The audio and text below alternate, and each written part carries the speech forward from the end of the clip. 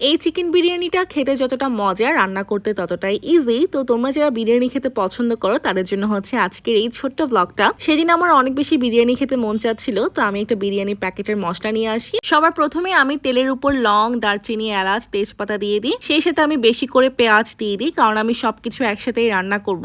পেঁয়াজটা একটু গোল্ডেন হয়ে আসার পর আমি বিরিয়ানির যে মশলাটা থাকে সেটা দিয়ে দিই। এখানে একটা কথা বলে রাখি, আমি 2 প্যাকেট বিরিয়ানির মশলা ব্যবহার করেছি একটা মুরগির জন্য। ইয়াস, আমি বিরিয়ানির মশলাটা একটু বেশি ব্যবহার করি, আমার কাছে মনে হয় এতে খেতে খুব ভাল লাগে। প্রায় 20 থেকে 25 মিনিটের মতো আমি মশলাটাকে অনেকক্ষণ কষানোর পর আমি ভেজে রাখা আলু সেই সাথে মুরগিটা দিয়ে দিই। মুরগিটাকেও আমি অনেকক্ষণ কষিয়েছি, কারণ আমি চাচ্ছিলাম কষানোর মধ্যে যেন মুরগিটা অর্ধেক হয়ে যায়। মুরগিটা কষানোর মধ্যে আমি অল্প করে টক দই দিয়েছিলাম। তারপরে কষাতে কষাতে যখন অনেক বেশি তেল বের হয়ে আসে, ওই পর্যায়ে গিয়ে আমি চালটা দিয়ে দিই। এরপর আমি পরিমাণ মতো পানি দিয়ে দিই। গ্যাস, এটাই হচ্ছে আমার খুব সহজ চিকেন বিরিয়ানি, আর এটা খেতে খুবই খুবই মজা। অনেকে আছে চালটা আলাদা করে